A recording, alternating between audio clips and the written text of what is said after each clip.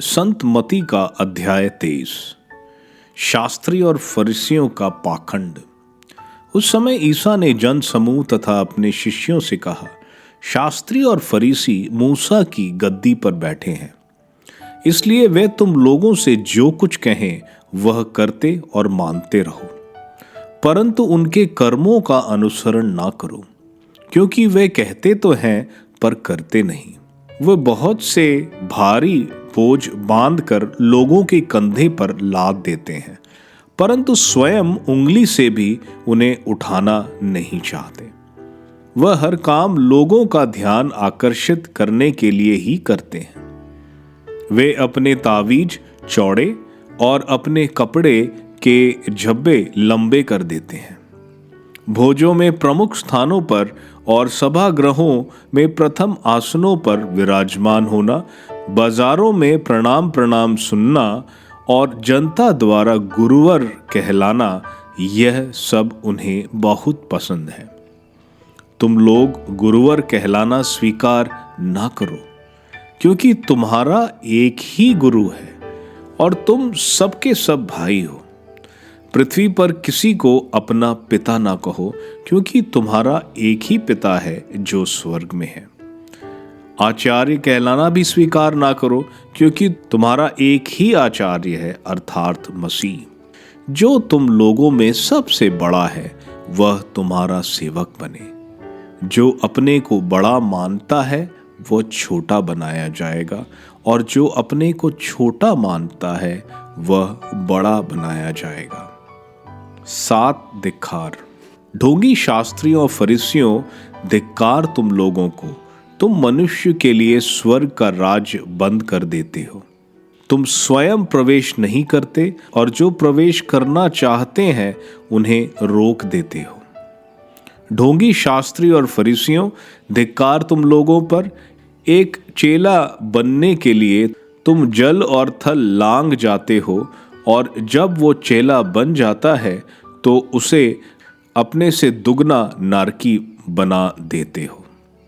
अंधे नेताओं, धिक्कार तुम लोगों को! तुम कहते हो, यदि कोई मंदिर की शपथ खाता है तो इसका कोई महत्व नहीं, परंतु यदि कोई मंदिर के सोने की शपथ खाता है तो वह बंध जाता है। कौन बड़ा है, सोना अथवा मंदिर, जिससे वह सोना पवित्र हो जाता है? तुम यह भी कहते हो, यदि कोई वेदी की शपथ खाता है तो इसका कोई महत्व नहीं, परंतु यदि कोई वेदी पर रखे हुए दान की शपथ खाता है तो वह बंध जाता है। अंधो, कौन बड़ा है, दान अथवा वेदी, जिससे वह दान पवित्र हो जाता है?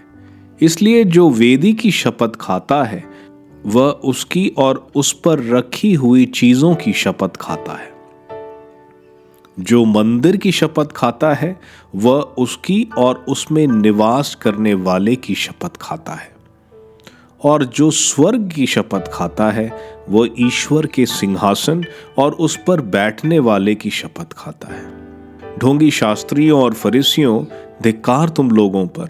तुम पुदीने, सौंफ और जीरे का दशांश तो देते हो, किंतु न्याय, दया और ईमानदारी संहिता की मुख्य बातों की उपेक्षा करते हो। इन्हें करते रहना और उनकी भी उपेक्षा नहीं करना तुम्हारे लिए उचित था। अंधे नेताओं, तुम मच्छर छानते हो किंतु ऊंट निकल जाते हो। ढोंगी शास्त्रियों और फरीसियों, धिक्कार तुम लोगों को! तुम प्याले और थाली को बाहर से तो मांजते हो, किंतु भीतर वे लूट और असंयम से भरे हुए हैं। अंधे फरीसी, पहले भीतर से प्याले को साफ कर लो, जिससे वह बाहर से भी साफ हो जाए। ढोंगी शास्त्रियों और फरीसियों, धिक्कार तुम लोगों पर! तुम पुती हुई कब्रों के सदृश हो, जो बाहर से तो सुंदर दिख पड़ती हैं, किंतु भीतर से मुर्दे की हड्डियों और हर तरह की गंदगी से भरी हुई हैं। इसी तरह तुम भी बाहर से लोगों को धार्मिक दिख पड़ते हो, किंतु भीतर से तुम पाखंड और अधर्म से भरे हुए हो। ढोंगी शास्त्री और फरीसियों, धिक्कार तुम लोगों को! तुम नबियों के मकबरे बनवाकर और धर्मात्माओं के स्मारक संवार कर कहते हो, यदि हम अपने पुरखों के समय जीवित होते तो हम नबियों की हत्या करने में उनका साथ नहीं देते। इस तरह तुम लोग अपने विरुद्ध यह गवाही देते हो कि तुम नबियों के हत्यारों की संतान हो, तो अपने पुरखों की कसर पूरी कर लो। फरीसियों और शास्त्रियों का दंड। सांपों, करेतों के बच्चे, तुम लोग नरक के दंड से कैसे बचोगे? देखो, मैं तुम्हारे पास नबियों, धर्म पंडितों और शास्त्रियों को भेजता हूं।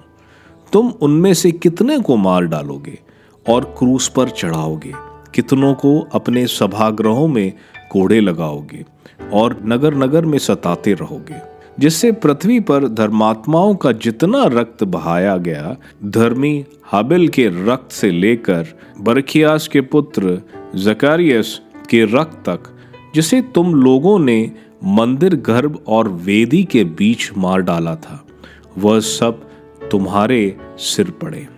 मैं तुम लोगों से यह कहता हूं, यह सब इस पीढ़ी के सिर पड़ेगा। यरूशलेम पर विलाप।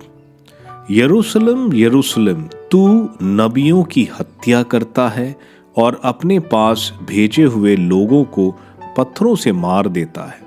मैंने कितनी बार चाहा कि तेरी संतान को वैसे ही एकत्र कर लूं जैसे मुर्गी अपने चूजों को डैनों के नीचे एकत्रित कर लेती है, परंतु तुम लोगों ने इनकार कर दिया।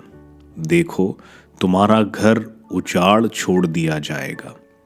मैं तुमसे कहता हूं, अब से तुम मुझे नहीं देखोगे जब तक तुम यह ना कहोगे, धन्य है वे जो प्रभु के नाम पर आते हैं।